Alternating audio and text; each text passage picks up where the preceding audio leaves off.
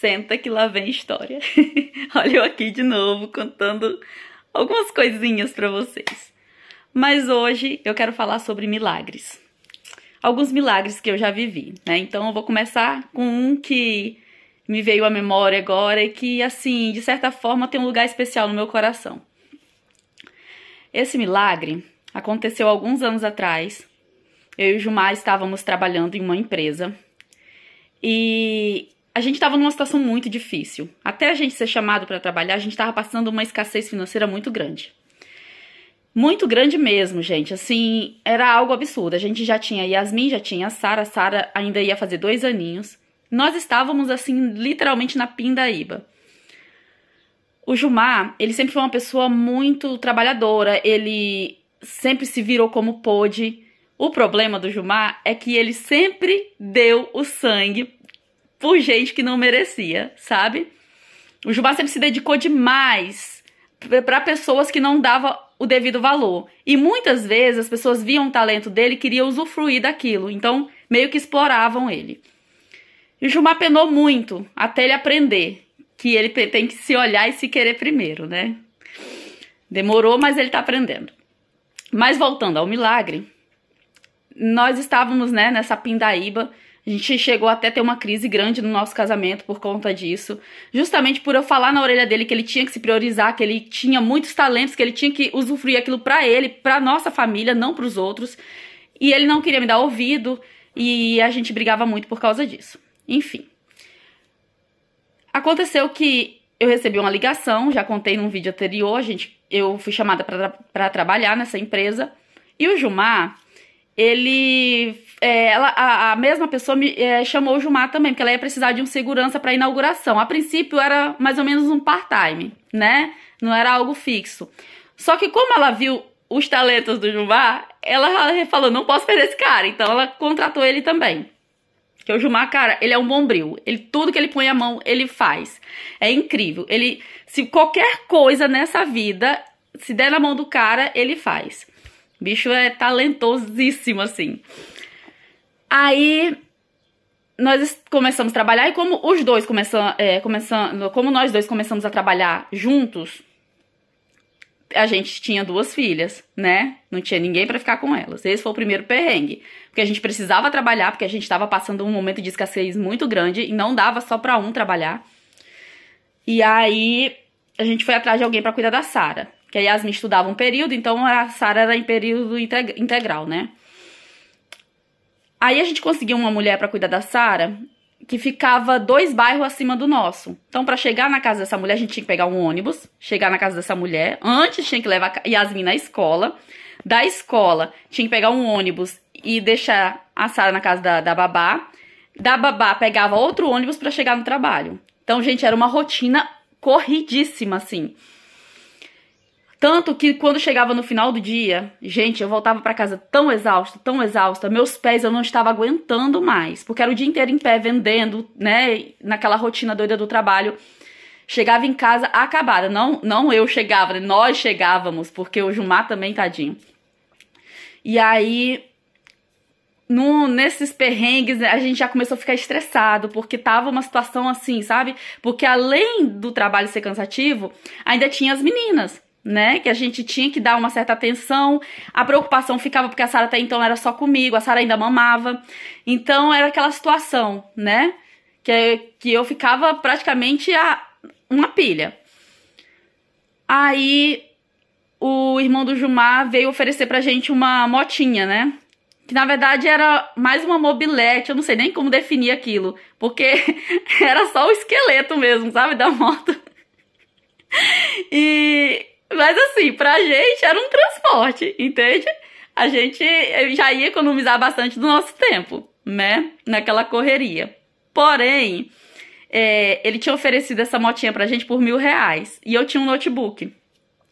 Aí eu falei, eu vou vender o notebook e a gente compra a motinha. Tava tudo certo, gente. E a gente tava feliz da vida, porque a gente ia ter um transporte, né? Que já ia facilitar a nossa vida. A gente, inclusive, foi nessa motinha, né? A gente já tava usando a motinha o primeiro dia. Quando eu cheguei no trabalho, A gente chegava antes, orava, né, no trabalho, e depois ia cada um fazer suas funções. E antes da loja abrir, a gente tinha que limpar, organizar tudo. E eu fui limpar o banheiro. Aí, quando eu cheguei no banheiro, que eu tava lá limpando, distraída lá, a minha chefe chega no banheiro do nada e fala assim: o senhor manda te falar que não é pra você mexer naquele computador. Não é pra vender o computador. Oi? Porque até então, eu tinha conversado isso à noite com o Gilmar, eu não tinha nem falado pro irmão dele que a gente ia vender o computador. Só eu e o Gilmar sabíamos disso. E aí ela veio com essa história: não é pra você mexer no computador. O senhor tá fazendo um teste de fé contigo. Eu automaticamente, sem entender nada, né? Mas eu sou o tipo de pessoa que quando eu sinto que realmente é Deus falando comigo, eu obedeço. Sem questionar.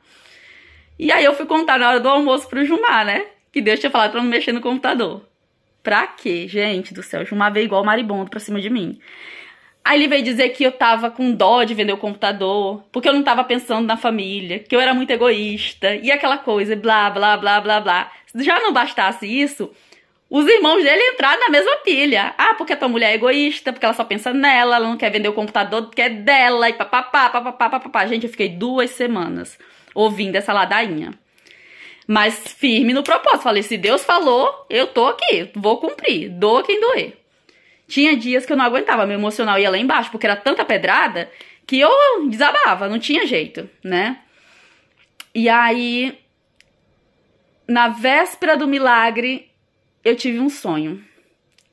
Nesse sonho, sei que Deus tinha nos dado uma moto. E essa moto era vermelha, uma moto nova, 0 km, linda, e era vermelha, né? E aí o Gilmar ia mostrar a moto, né, pra algumas pessoas, e essas pessoas olhavam com desdenho, sabe? Tipo assim, não ficavam felizes por causa da nossa conquista. E aí, no outro dia, eu acordei e no caminho pro trabalho, naquela rotina, né, que a gente tava, e o Gilmar puto da vida comigo, eu fui cair na besteira de falar pra ele, eu falei, amor, essa noite eu não sonhei que Deus nos dava uma moto, assim, assim, assado, e parará, parará. Mas esse homem me descascou. Ele jogou, acho que todo o ódio que ele tava naquela semana, ele derramou tudo naquele dia. Que eu fiquei tão magoada, porque eu fui compartilhar o que Deus tinha me mostrado, porque Deus me mostra muita coisa em sonho. E é impressionante a intimidade que eu tenho com Deus, sabe? E uma outra coisa que eu quero falar num outro vídeo sobre intimidade, que não tem nada a ver com religião e nem com religiosidade.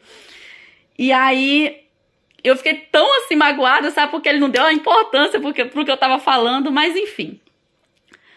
Aí fui trabalhar normalmente, tudo mais. No outro dia, nós fomos pro trabalho, tudo ocorrendo naturalmente. O gerente administrativo chamou o Gilmar e falou assim, Gilmar, eu preciso que você resolva algumas coisas na rua pra mim, assim, assim, assado. Gilmar foi lá resolver os pepinos da empresa, eu continuei no meu trabalho naturalmente, né? Aí, mais ou menos umas 2 horas depois que o Gilmar tinha saído, eu não sei muito bem assim, se era 2 horas, mas eu tô falando por cima, porque eu tava lá trabalhando e nesse momento eu estava atendendo uma cliente, aí meu telefone toca. Eu peço licença pra cliente, olho, era uma mensagem do Gilmar.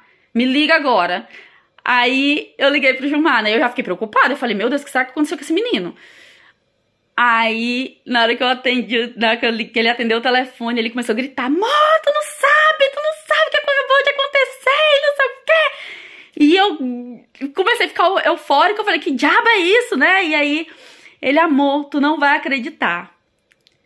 Nós acabamos de ganhar uma moto 0. 000. Eu tô aqui na loja, terminando de assinar o contrato. E, por incrível que pareça, hoje só tinha moto vermelha. Ele queria uma moto preta que ele tinha visto e tal, mas só tinha moto vermelha, não tinha outra cor. Pra escolher outra cor, era demorar 1 mês pra chegar, coisa desse nível. A gente precisava pra ontem, né? E aí, menino, nessa hora minhas pernas tremeram. Eu não tinha mais controle emocional nenhum, eu só chorava. O gerente veio perguntar o que tinha acontecido, porque ele achou que já tinha acontecido alguma coisa com o Gilmar. Aí eu fui contar pra ele, só que o danado já sabia também.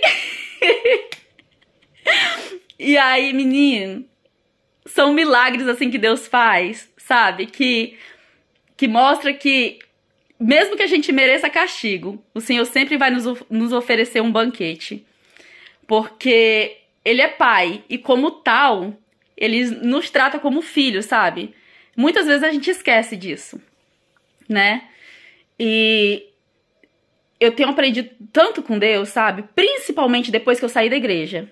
Não tô dizendo que é pra você ser um desigrejado nem seguir o meu exemplo. Eu tô falando da minha experiência pessoal. Porque foi saindo da igreja e saindo da religiosidade que eu comecei a viver uma plenitude na minha espiritualidade. Que hoje eu vejo que não tem nada a ver uma coisa com a outra. Mas isso é assunto para um outro vídeo. Eu só queria contar mais um caos aqui da minha vida para vocês e que isso possa edificar a sua vida de alguma forma. Até o próximo vídeo.